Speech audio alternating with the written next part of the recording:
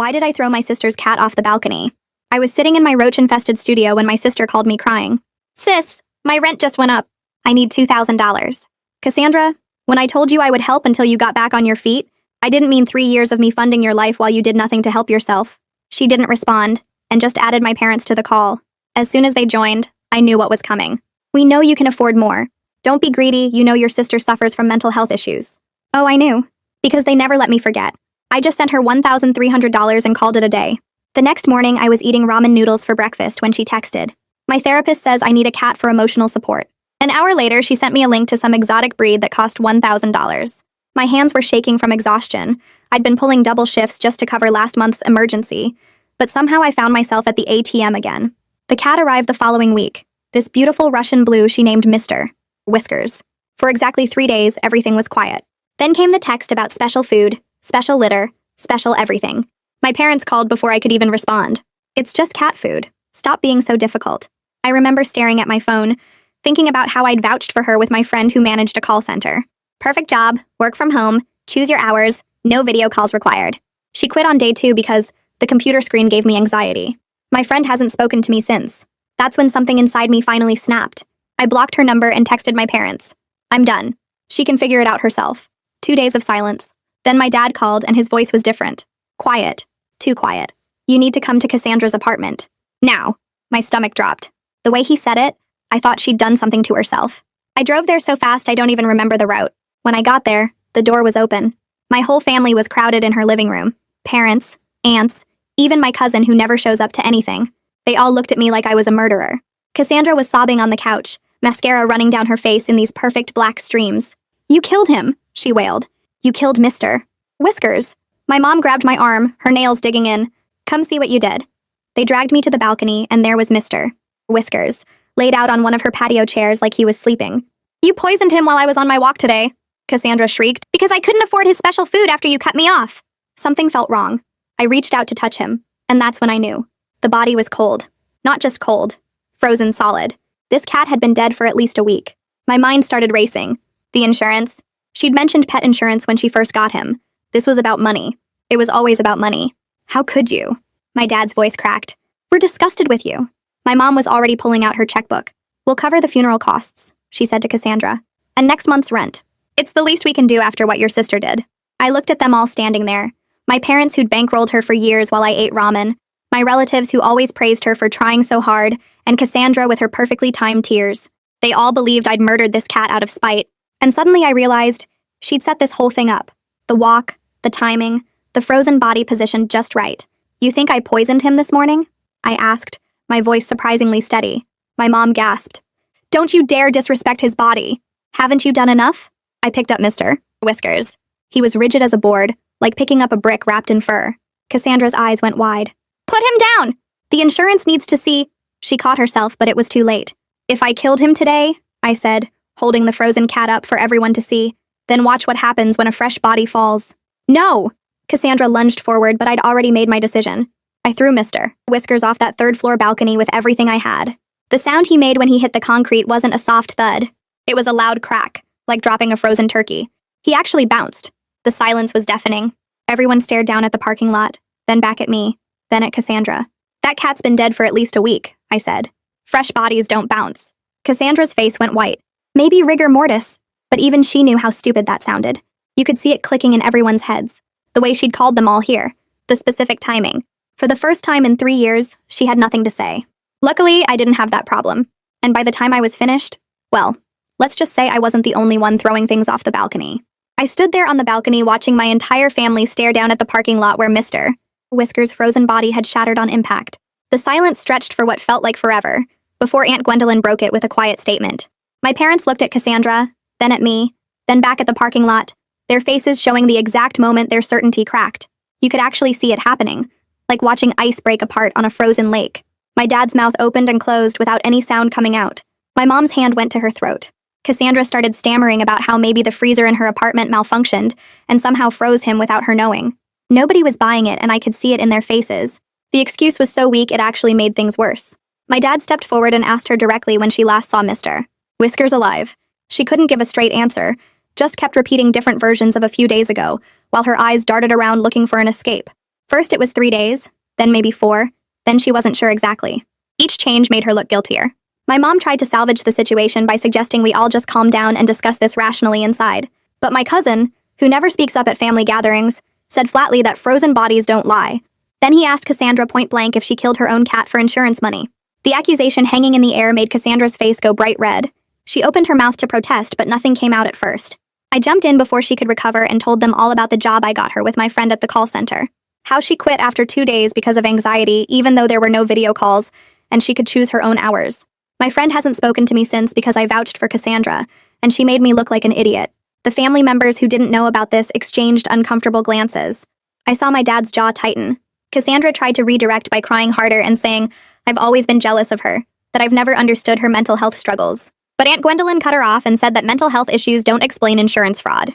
My mom started to defend Cassandra but stopped mid-sentence when she realized she had no actual defense for a frozen cat. What could she possibly say? That depression makes you freeze dead animals? My dad asked Cassandra directly about the pet insurance and how much the policy was worth. She refused to answer at first, shaking her head and looking at the floor. But when he threatened to call the insurance company himself right now, she admitted it was a $5,000 policy. I felt my hands shaking because that was more than I'd given her in the last 4 months combined, and she was planning to pocket it all. $5,000 for a cat I'd bought her in the first place. I finally let loose everything I'd been holding back for 3 years, my voice getting louder with each sentence. The double shifts, the ramen for breakfast, the constant emergency texts, the guilt trips from my parents every single time I hesitated to send money. My mom tried to interrupt, but I didn't let her. I just kept going until every ounce of resentment was out in the open. I told them about eating the same meal for weeks straight while Cassandra posted photos of restaurant brunches on social media. About working until my feet bled while she slept until noon. About the roaches in my studio apartment that I couldn't afford to leave because every extra dollar went to her fake crises. My dad's face did something I'd never seen before. This mixture of shame and anger that made him look 10 years older in about 30 seconds. He asked Cassandra if she'd been lying about other emergencies too, and the way she wouldn't meet his eyes told everyone the answer. Aunt Gwendolyn said quietly that she'd been suspicious for a while but didn't want to cause family drama. That made my mom whip around to stare at her, but Gwendolyn just shrugged. My mom made one last attempt to defend Cassandra by saying that even if she made mistakes, I didn't have to throw a dead cat off a balcony like a psychopath.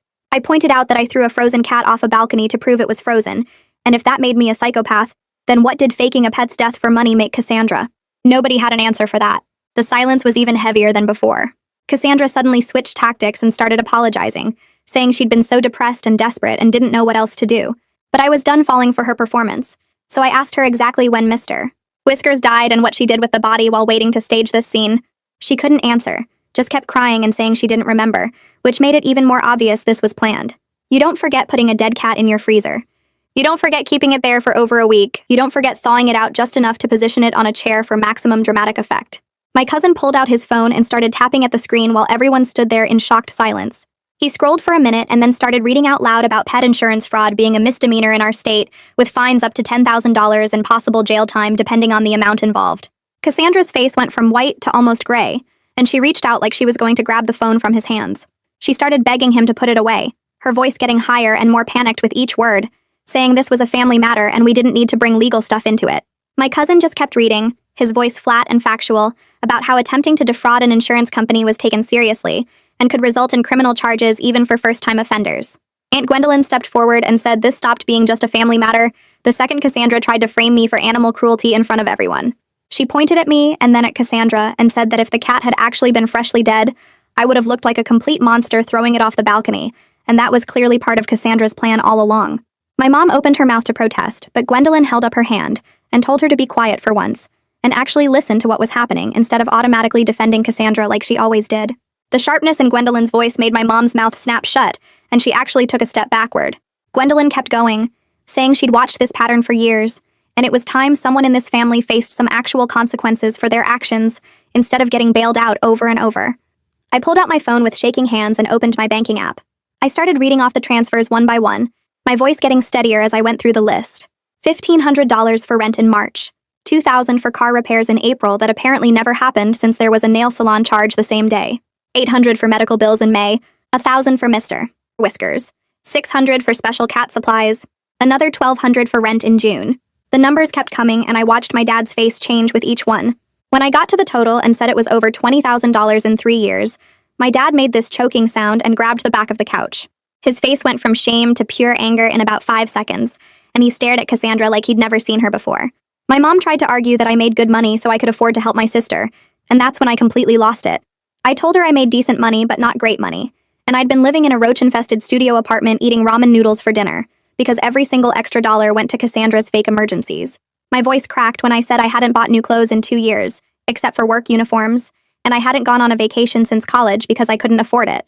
I told her about the double shifts I'd been working until my feet bled and how I'd been so exhausted I could barely function, but I kept sending money anyway because they made me feel like a terrible person if I didn't. My hands were shaking so hard I almost dropped my phone and I could feel tears starting, but I was too angry to actually cry. Cassandra suddenly jumped up and made a run for her bedroom, but my dad moved faster than I'd ever seen him move. He blocked the doorway and told her to sit down, and his voice had this cold quality I'd never heard before in my entire life. Even my mom didn't try to defend her this time, just stood there with her hand over her mouth. My dad said Cassandra was going to explain every single lie starting with when the cat actually died and how long she'd been planning this whole setup. He crossed his arms and waited, and the silence in the room was so heavy it felt hard to breathe. After what felt like forever, Cassandra admitted Mr. Whiskers died about 10 days ago, from what she thought was eating something bad. Maybe a plant or cleaning product she'd left out. She said she panicked about losing her emotional support animal and didn't know what to do, so she put him in the freezer while she figured out a plan. The way she described it was so casual, like she was talking about putting leftovers away instead of a dead cat. She said she kept him wrapped in a towel in the back of the freezer behind some frozen pizzas and took him out yesterday to let him thaw enough to position on the chair. My stomach turned listening to her talk about it like it was no big deal. My dad asked about the insurance policy and when exactly she bought it. Cassandra looked at the floor and said she got it 2 months ago after doing research online about how much emotional support animal claims paid out. She admitted she'd been planning to fake some kind of accident to make it look natural, but then the cat actually died, and she saw it as an opportunity. She said the timing worked out because I'd just cut her off so she could blame me and make it look believable. The premeditation of it all made even my mom look sick, and she sat down on the couch like her legs wouldn't hold her up anymore. Aunt Gwendolyn asked what Cassandra's plan was after getting the insurance money, and Cassandra started crying again. She said through her tears that she was going to use it to pay me back and get her life together, and maybe go back to the school. I actually laughed out loud because that was such obvious garbage, and I asked her why she didn't just tell the truth about the cat dying, and ask for help with a new one like a normal person would. She didn't have an answer for that, just kept crying and saying she didn't know. She wasn't thinking clearly. She was so depressed she couldn't make good decisions. My cousin pointed out that Cassandra's story didn't make any sense because she'd called the whole family here to witness me supposedly killing her cat. He said that meant she was planning to frame me as part of the insurance claim and probably use everyone's testimony to back up her story. Cassandra tried to deny it, but he kept pushing, asking why else she would stage such a big scene with so many witnesses if she wasn't planning to use it somehow. He said the insurance company would have wanted proof and statements, and she'd set it up perfectly to have a whole room full of people who saw me get blamed. Cassandra opened her mouth and closed it again without saying anything because there was no good answer. I remembered something and asked Cassandra about the walk she was supposedly on when the cat died this morning. She froze completely and her eyes went wide. I realized right then that there was no walk at all and she'd been hiding somewhere in the apartment waiting for me to arrive and discover the body. I asked her where she'd actually been and she wouldn't answer, so I asked my dad if he'd seen her when he got here. He said the apartment door had been unlocked, but Cassandra came out of her bedroom a few minutes after everyone arrived, claiming she'd just gotten back from her walk. My dad looked at Cassandra and demanded to know if that was true, if she'd been hiding in her bedroom the whole time. When Cassandra didn't deny it, just sat there crying, my dad actually looked like he might throw up and he had to sit down next to my mom. My mom made this sound that wasn't quite crying, more like all the air leaving her body at once. She pressed both hands against her face and her shoulders started shaking. Nobody moved to comfort her. Aunt Gwendolyn watched my mom for a few seconds before speaking in this gentle but firm voice that somehow made everything she said hit harder. She told my mom that she didn't want to know how bad things were because it was easier to pressure me than deal with Cassandra's real problems. The words just hung there in the air and my mom kept her hands over her face. I watched my dad stare at the floor and realized he knew Aunt Gwendolyn was right. The whole room felt heavy with that truth. My cousin shifted his weight and looked uncomfortable but didn't disagree. Even Cassandra stayed quiet, probably hoping everyone would forget about her if she just sat there long enough. My dad lifted his head and looked directly at me. He asked how much money I'd actually sent Cassandra over the 3 years, including everything that wasn't in my bank app. I pulled out my phone with shaking hands and started going through everything. The Venmo transfers to her friends when she claimed she couldn't access her account. The cash I'd handed over during family dinners. The times I paid her landlord directly because she said she was about to be evicted. The utility companies I called with my credit card because her power was supposedly getting shut off. I added it up twice because I couldn't believe the number. Almost $30,000. My voice cracked when I said it out loud. My mom's hands dropped from her face and she said that couldn't be right, there was no way. I turned my phone screen toward her and scrolled through the records. Month after month of transfers and payments and emergency loans that were never emergencies. Her face did this thing where all the color just drained out and her mouth opened, but no sound came out. She looked at my dad like she was waiting for him to say I was lying, but he was staring at my phone screen with this sick expression. Cassandra sat up straighter and wiped her eyes. She said she'd pay me back every penny if I just didn't report the insurance fraud. Her voice had this desperate edge to it, like she was trying one last manipulation. Before I could respond, my dad told her to shut up. Just flat out told her to be quiet. Then he turned to me and asked what I wanted to do. The question caught me off guard because I realized he was right. This was the first time in 3 years that anyone in my family had asked what I wanted instead of what Cassandra needed. I opened my mouth but couldn't get words out at first. My throat felt tight and my eyes were burning, but I refused to cry in front of them. I told them I was done giving Cassandra money. Done being the family ATM. Done being guilted into funding her lifestyle while I struggled to pay my own rent. My mom started to say something about family obligations, but I cut her off before she could finish. I said family obligations go both ways, and Cassandra had never once helped me, or even tried to improve her own situation. She'd just taken and taken and taken, while everyone made excuses for her. The silence that followed felt amazing. Nobody argued. Nobody told me I was being too harsh or that I needed to understand Cassandra's struggles. They just sat there and absorbed what I'd said. My dad nodded slowly like he was finally understanding something he should have seen years ago. My cousin cleared his throat and said he could help me file a police report about the insurance fraud if I wanted to go that route. Cassandra's head snapped up and she started begging. She said she'd do anything, get a job, pay me back, just please don't involve the police. The words came out in this rush like she thought if she talked fast enough she could fix everything. I looked at her and felt nothing. No anger, no pity, just this complete emptiness where my sympathy used to be. I told her I needed time to think about it, but either way I was never sending her another dollar. She opened her mouth to argue, but my dad gave her this look that made her close it again. The power dynamic in the room had completely shifted, and everyone could feel it. Aunt Gwendolyn stood up and said we needed to deal with the cat's body in the parking lot before someone called animal control or the police themselves. My dad and cousin got up without a word and headed for the door. The rest of us just sat there in this uncomfortable silence. Cassandra wouldn't look at anyone. She stared down at her hands while tears dripped onto her lap. My mom kept glancing between me and Cassandra like she wanted to say something but couldn't figure out what. I scrolled through my phone looking at all the money transfers and felt sick. 3 years of my life spent working double shifts so Cassandra could get her nails done. When my dad came back up, he was carrying a black garbage bag that bulged in the middle. He looked completely defeated, like he'd aged 10 years in the past hour. He said we needed to take the cat to a vet to confirm cause and time of death before making any decisions about insurance fraud charges. Cassandra protested and said that wasn't necessary. We all knew what happened now.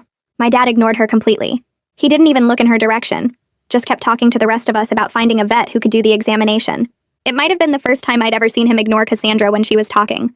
My mom watched this happen with wide eyes like she was seeing a stranger instead of her husband. My mom asked if we could all just go home and discuss this later when emotions weren't so high. I said no immediately. We were settling this right now because I wasn't giving anyone time to convince me I was being too harsh, or that I should give Cassandra another chance. I'd seen this pattern before. Everyone would go home, my parents would talk themselves into feeling sorry for Cassandra again, and by tomorrow they'd be calling me to say I was overreacting. Aunt Gwendolyn backed me up and said everything needed to be addressed today while the truth was fresh. My mom looked like she wanted to argue, but she couldn't find the words. I turned to Cassandra and demanded that she give me access to her bank accounts and credit cards so I could see exactly where all my money went. She said no at first, pulling her phone against her chest. My dad stood up and told her it was either that or he called the police right now. His hand was already reaching for his phone. Cassandra looked around the room, but nobody was coming to her rescue this time. She handed over her phone with shaking hands. I grabbed it and started scrolling through her transaction history while everyone watched over my shoulder. The password was still the same one she'd been using since high school, because of course it was. The bank statements showed regular charges at restaurants I couldn't afford to eat at, nail salon appointments every 2 weeks, online shopping sites with dozens of transactions, a gym membership she'd apparently never mentioned needing money for. I scrolled back through months of statements and there was no evidence of the emergencies she'd claimed, no car repair bills or medical payments or utility shutoffs, just endless spending on herself while I ate ramen for breakfast. My hands were shaking with rage as I held up the phone to show my parents. There was a $200 brunch charge from last week. The same week she'd texted me begging for rent money because she was about to be evicted. My mom gasped and said, maybe that was a mistake. Maybe someone stole her card. I showed her 3 more brunch charges from the previous month, all over $100. All on Sundays while I was working double shifts at the hospital. My mom opened her mouth and I knew exactly what was coming. She started saying that Cassandra deserved to treat herself sometimes, and mental health meant self-care, and everyone needed little luxuries. Something inside me snapped completely. I screamed that I hadn't had brunch in 3 years, not once, while Cassandra spent my double shift money on bottomless mimosas every Sunday. My voice cracked on the last word, and I didn't care who heard me. I told her I worked 16-hour shifts and came home to ramen while my sister posted Instagram photos of fancy egg dishes and champagne glasses. My dad reached over and put his hand on my mom's arm. He told her to stop defending the indefensible. His voice was quiet but firm in a way I'd never heard before. My mom's mouth closed and she pulled her arm away from him, but she didn't say anything else. Right then, Cassandra's phone buzzed on the coffee table. The screen lit up with a text notification. I could see the preview from where I stood. Someone named V was asking if she got the insurance payout yet and when she was paying back the money she borrowed. My hand shot out and grabbed the phone before Cassandra could react. She lunged forward, but I stepped back and unlocked it with the same password she'd been using since high school. I opened the text thread and started scrolling. Months of messages filled the screen. Cassandra borrowing money from multiple people with promises to pay them back after her big payout. There were at least 5 different names in her recent messages. Each person had loaned her hundreds or thousands of dollars. I started reading the messages out loud. My voice got steadier with each revelation. Cassandra sank further into the couch like she was trying to disappear into the cushions. One message thread showed her asking someone for $2,000. She promised to pay back $3,000 once her inheritance came through. The date was from 6 weeks ago. My dad's head snapped up and he asked what inheritance she was talking about. Cassandra's face went red and then white. She stammered something about a trust fund. My dad asked her directly what trust fund and from who. Cassandra admitted in a tiny voice that she'd been telling people our grandmother left her money in a trust she couldn't access yet. The silence that followed felt like it lasted forever.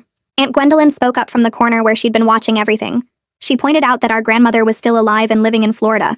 She'd just talked to her on the phone yesterday about her bridge club. The absurdity of the lie hung in the air. My cousin actually laughed. It wasn't a happy sound, but it broke some of the tension. He said something about how deep the lies went. My mom looked like she'd aged 5 years in the last hour.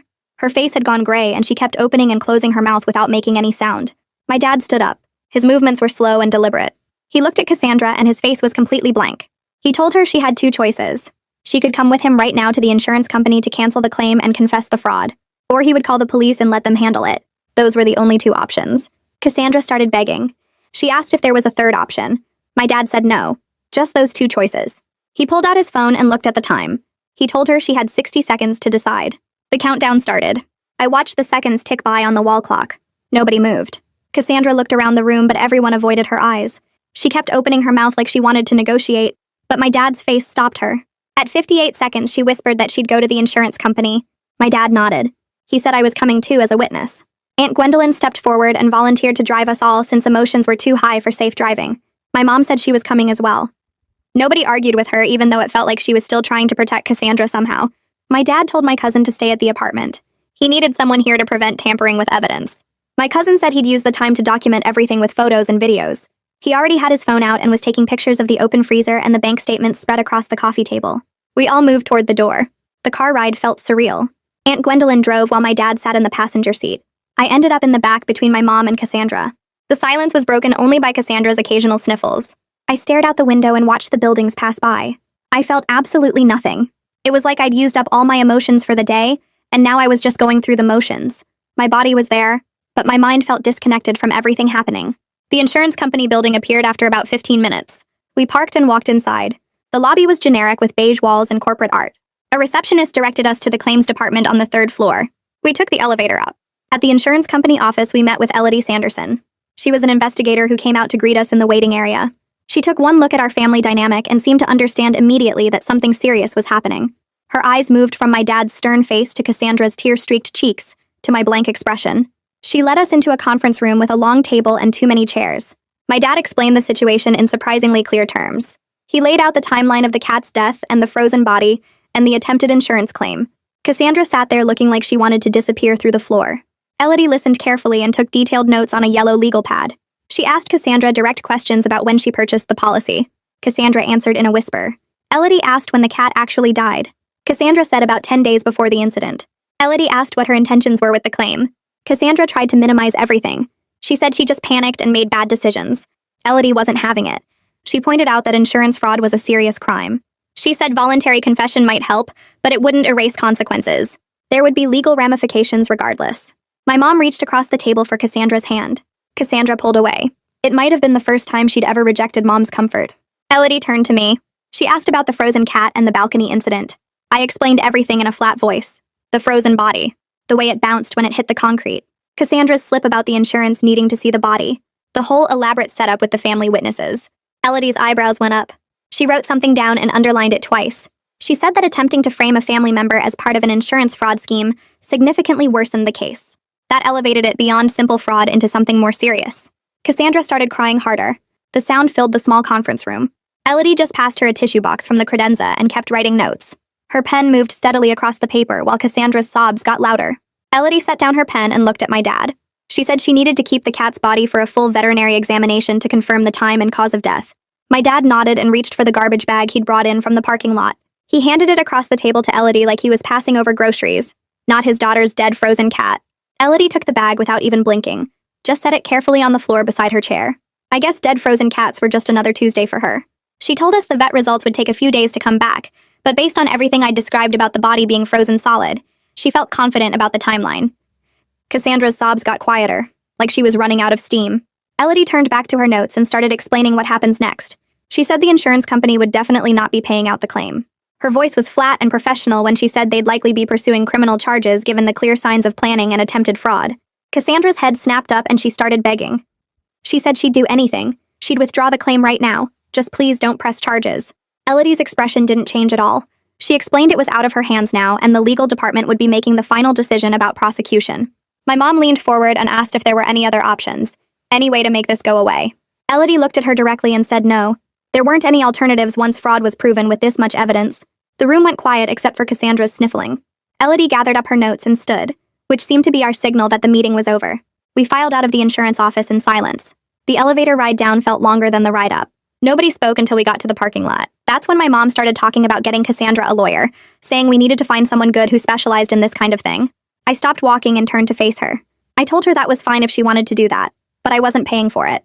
I said neither should they since they'd already spent years funding Cassandra's lifestyle while I ate ramen.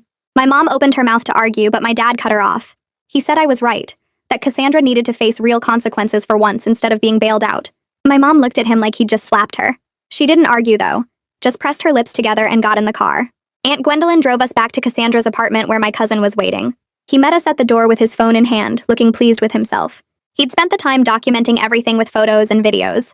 He showed us pictures of the freezer with frost patterns where the cat had been stored. He'd found empty pet food containers in the trash that proved Cassandra hadn't been feeding him. The apartment itself told a story too. Expensive furniture and decorations everywhere that I'd unknowingly funded with my emergency money. Then my cousin showed us what he'd found in Cassandra's desk drawer. The original insurance policy paperwork was there, along with a notebook full of handwritten notes about how to stage an accident. There were different scenarios crossed out, timing plans, even a list of family members to invite as witnesses. The evidence was so clear it made me feel sick. This wasn't a desperate mistake. It was weeks of careful planning. I looked at my parents standing there staring at the notebook. I told them I was blocking Cassandra's number, and I didn't want them passing along any requests for money or guilt trips about me abandoning her. My dad nodded immediately and said that was fair. My mom started to protest, saying we couldn't just cut Cassandra off completely. I felt something hard settle in my chest. I reminded her that I didn't cut Cassandra off. I just stopped being her personal ATM, and there was a huge difference between the two. My mom looked like she wanted to argue more, but she just turned away instead. Aunt Gwendolyn touched my arm gently. She offered to let me stay at her place for a few days if I needed space from everything. I accepted so fast it probably seemed rude. The thought of going back to my roach-infested studio after all this felt impossible to handle. My mom made this dismissive sound and said I was being dramatic. Gwendolyn turned on her immediately. She said I'd earned the right to be dramatic after 3 years of being exploited and my mom needed to stop minimizing what had happened here. My mom's face went red, but she didn't respond. Before we left, I made myself look at Cassandra one more time. She was sitting on her couch surrounded by all the expensive furniture and decorations I'd unknowingly paid for over the years. She wouldn't meet my eyes, just stared at her hands in her lap. I told her I hoped she figured out her life, but I wouldn't be part of it anymore. Then I walked out without waiting for any response. I heard my mom call after me, but I kept walking. At Aunt Gwendolyn's house, I finally broke down and cried for the first time all day. She didn't try to hug me or fix anything, just let me sit on her couch and sob while she made tea in the kitchen. When she came back with 2 mugs, I started talking. Everything poured out. All the years of guilt trips and emergency texts and feeling like a bad person for wanting to keep my own money. Gwendolyn listened without interrupting. She told me that setting boundaries wasn't cruel. It was necessary. She said my parents' guilt about Cassandra's mental health didn't mean I had to sacrifice my own life and well-being. Her support felt like the first time anyone in my family had truly been on my side, instead of just trying to keep the peace. I stayed up late that night in her guest room, staring at the ceiling and feeling completely empty. The next morning, I woke up to my phone buzzing nonstop. 17 missed calls from my mom. I listened to her voicemail with my stomach in knots. She said I needed to reconsider pressing charges because it would ruin Cassandra's life, that I was being cruel and vindictive. I didn't call her back. Instead, I texted my dad and asked him to handle my mom because I couldn't deal with the guilt trips right now. His response came back within seconds. He said he'd take care of it and apologized for not seeing the situation clearly sooner. That message made me cry again, but in a different way. 3 days later, my phone rang with a number I recognized. Elodie from the insurance company. I answered and she got straight to the point. The veterinary examination confirmed that Mr. Whiskers died about 10 to 12 days before the balcony incident. The vet thought it was probably from eating some kind of toxic plant. Nothing suspicious about the actual cause of death. But the timeline proved everything. Cassandra had kept that body frozen in her apartment while she planned out her fraud scheme. Elodie said the insurance company was definitely pursuing criminal charges, and the prosecutor's office would be contacting me soon for a formal statement. I thanked her and hung up. Then I sat there on Gwendolyn's couch holding my phone and feeling absolutely nothing. No satisfaction, no anger, no sadness. Just this weird empty calm like I'd finally stopped carrying something heavy that I'd been holding for years. I texted Damon the next morning and asked if he wanted to grab coffee. He responded in under a minute saying he'd been waiting to hear from me and wanted to know what the hell was going on with my family. We met at this place near his apartment, and the second I sat down, everything just poured out. The frozen cat, the insurance fraud, the years of money I'd sent, all of it. His eyes got wider with each detail, and when I got to the part about throwing Mr. Whiskers off the balcony, he actually laughed out loud before catching himself. He said he couldn't believe Cassandra had the nerve to try framing me for killing a cat that was already dead. I told him about the insurance company pursuing charges, and he nodded like that made total sense.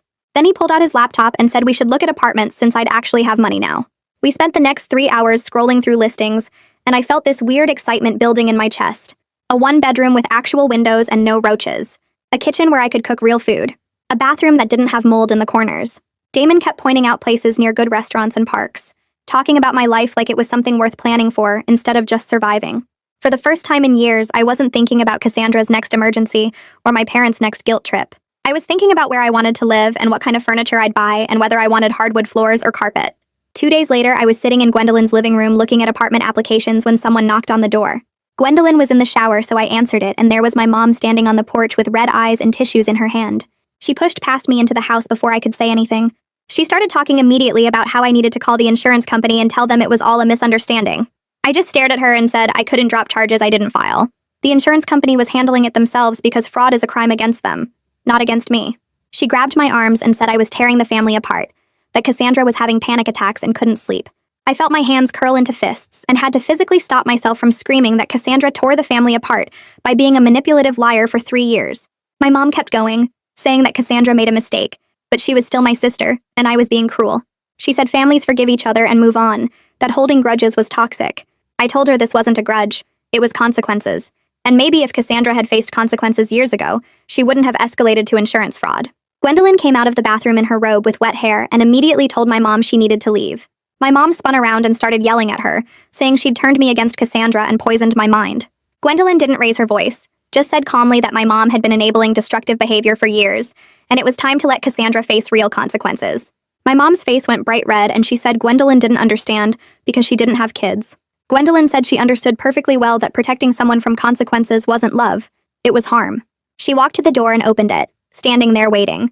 My mom looked at me like I was supposed to defend her or ask her to stay. When I didn't say anything, she grabbed her purse and left, slamming the door so hard a picture frame fell off the wall. I expected to feel guilty, but instead I just felt relieved. Gwendolyn picked up the picture frame and said my mom would either figure it out or she wouldn't. But either way, I didn't have to set myself on fire to keep other people warm. A week went by with no contact from my parents. I helped Gwendolyn with grocery shopping and started applying for apartments, and tried not to check my phone every 5 minutes. Then one afternoon I got a call from a number I didn't recognize. The guy on the other end said his name was Vikram, and he was Cassandra's ex-boyfriend from 2 years ago. He'd heard through mutual friends what happened with the frozen cat, and wanted to talk to me about similar situations during their relationship. My stomach dropped, but I agreed to meet him for coffee. He was already sitting at a table when I arrived, this tall guy with dark hair and tired eyes. He shook my hand and got right to the point. He'd lent Cassandra thousands of dollars over the year they dated for various emergencies that turned out to be fake. A medical crisis that never happened. Car repairs for a car that ran fine. Rent payments for an apartment she wasn't actually behind on. He pulled out his phone and started showing me bank transfers, each one with a text from Cassandra explaining why she desperately needed the money. The amounts made me feel sick because they were so similar to what I'd been sending. $2,000 here, $1,500 there, always with some urgent crisis attached. Vikram scrolled back further in his messages and showed me texts where Cassandra used the exact same manipulation tactics she'd used on me. Threats of self-harm if he didn't help her financially. Messages saying her therapist recommended expensive treatments she couldn't afford. Screenshots of fake medical bills and past due notices. He said he finally broke up with her when he realized she was lying about her therapist recommending a $3,000 treatment program. He'd called the therapist's office to ask about payment plans, and they had no record of recommending any such thing. The pattern going back years made something click in my head. This wasn't about mental health issues making her struggle with money. This was calculated manipulation, a system she'd perfected over time. Vikram said he'd lost almost $20,000 before he figured it out. He'd felt guilty for months after the breakup, wondering if he'd abandoned someone who really needed help. Then he heard from a mutual friend about another guy she'd dated after him who had the same experience. That's when he realized it was a pattern, not a crisis. I asked Vikram if he'd be willing to talk to the prosecutor about Cassandra's history of financial manipulation. He didn't even hesitate, just said yes immediately. He wanted to help prevent her from doing this to other people. We exchanged contact information, and he told me I did the right thing by cutting her off. He said he wished he'd done it sooner instead of wasting 2 years trying to save someone who didn't want to be saved. His words hit me hard because I'd spent 3 years doing the exact same thing. We sat there for another hour comparing notes about Cassandra's tactics, and it was almost funny how identical her approach had been with both of us. The same emergency texts, the same guilt trips, the same promises to pay us back that never materialized. Before we left the coffee shop, Vikram said something that stuck with me. He said the hardest part was accepting that someone you care about is capable of such calculated deception, that the person you thought you knew was actually performing a role designed to extract resources. I drove back to Gwendolyn's feeling validated in a way I hadn't expected. 3 days later, my phone rang with a call from the prosecutor's office. A woman who introduced herself as an assistant district attorney said they needed a formal statement about the incident. I drove downtown to the courthouse and spent 2 hours in a small office going through everything with her. She took notes on a legal pad and asked detailed questions about the timeline, the frozen cat, Cassandra's slip about the insurance, and the family dynamics. When I got to the part about Cassandra trying to frame me for animal cruelty, the prosecutor actually looked appalled. She said the attempted framing aspect significantly strengthened their case. She asked if I was aware of other victims, and I gave her Vikram's contact information. I also mentioned the text messages from people Cassandra owed money to that I'd found on her phone. The prosecutor said they'd follow up on all of it and thanked me for being so thorough. She explained that insurance fraud cases often came down to proving intent, and the evidence we had made intent very clear. As I left the courthouse, I felt this strange mix of satisfaction and sadness. Satisfaction that Cassandra was finally facing consequences. Sadness that it had come to this at all. That evening, my dad called. His voice sounded different, quieter, and more tired than I'd ever heard it. He said he and my mom were going to therapy to work through their enabling behavior and the family dynamics that let this situation get so bad. He apologized again for not protecting me from Cassandra's manipulation, for always taking her side, for making me feel like I was wrong for wanting to keep my own money.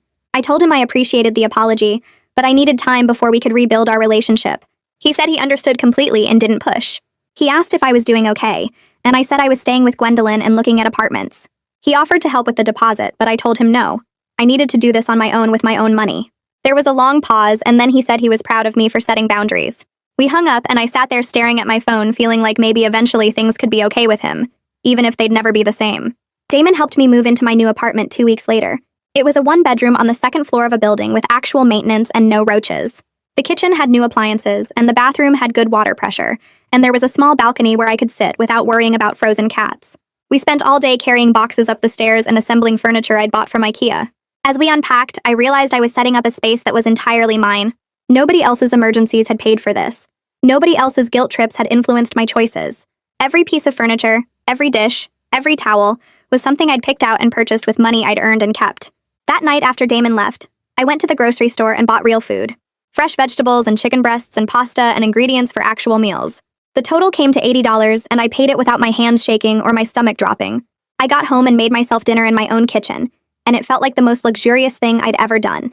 I ate at my small dining table and looked around at my clean, quiet apartment, and felt something I hadn't felt in 3 years. Peace. 2 months after the frozen cat incident, I got a call from the prosecutor's office. Cassandra had pleaded guilty to insurance fraud. She received 2 years probation, a $5,000 fine, and mandatory community service. The judge also ordered her to pay restitution to me and Vikram for the money she'd fraudulently obtained. The prosecutor said it was a good outcome considering Cassandra had no prior criminal record. I thanked her and hung up feeling absolutely nothing. That evening, my dad called to tell me about the sentencing. He said my mom was devastated by the conviction, still convinced that Cassandra just needed more support and understanding. But he told her this was the consequence of years of enabling, and maybe now Cassandra would finally be forced to change. He said my mom was struggling to accept that her protection had actually hurt Cassandra more than helped her. I asked how Cassandra was handling it, and he said she was angry, blaming everyone but herself. He sighed and said he hoped the probation officer would be able to get through to her in ways the family never could. We talked for a few more minutes about nothing important, and then said goodbye. I sat on my balcony watching the sunset and thought about how different my life looked now. No more emergency texts, no more guilt trips, No more double shifts to fund someone else's lies. Just my own quiet life in my own clean apartment. Finally mine to live however I wanted. 3 weeks later, I walked into my first therapy appointment and sat on a couch that didn't smell like mold. The therapist's office had plants on the windowsill and art on the walls, and it felt strange to be somewhere clean and professional that I was paying for with money I'd kept for myself. She asked me to describe what brought me in, and I started talking about Cassandra and the frozen cat, but realized pretty quickly that wasn't really the problem. The problem was 3 years of saying yes when I meant no, of eating ramen while someone else ate brunch, of believing that being responsible meant sacrificing everything. She listened without interrupting, and then said something that made my chest tight.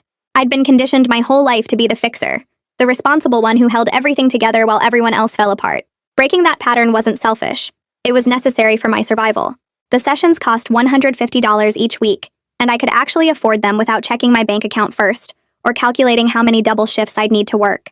That felt wonderful and sad at the same time, knowing I'd had this money all along but had been giving it away to someone who never appreciated it. Over the next few weeks, I kept going back, learning to recognize the guilt trips for what they were, and understanding that Cassandra's problems were never mine to fix. My therapist helped me see that my parents had put me in an impossible position, making me responsible for my sister's well-being while never holding her accountable for her own choices. It wasn't about being mean or cutting off family. It was about recognizing that I couldn't help someone who didn't want to help themselves. One morning, about 2 months into therapy, my dad called and said he had something from Cassandra. I told him to bring it by, and he showed up that evening with a sealed envelope. I took it from him, and he left without trying to convince me to read it or respond, which felt like progress. I sat at my kitchen table staring at the envelope for probably 20 minutes before finally opening it. The letter was 3 pages long, handwritten, and covered in crossed-out words and tear stains. Cassandra apologized for everything: the lies, the manipulation, the frozen cat scheme, all of it. She said she'd been in denial about how bad her behavior had gotten, and that losing everyone's trust had forced her to look at herself honestly for the first time. The letter asked if we could eventually reconcile. Not now, but someday when I was ready, if I ever was. I read it once and then folded it back up and put it in my desk drawer. I wasn't ready to respond, and I wasn't sure I ever would be, but I also wasn't ready to throw it away. At my next therapy session, I mentioned the letter, and my therapist said that was perfectly okay. I didn't owe Cassandra forgiveness on any timeline but my own, and it was healthy to acknowledge that I needed space without feeling guilty about it. The lack of pressure to immediately make everything okay felt revolutionary, like someone had finally given me permission to put myself first. 4 months after blocking Cassandra's number, I ran into my mom at the grocery store. I was in the produce section picking out actual fresh vegetables when I heard her voice behind me.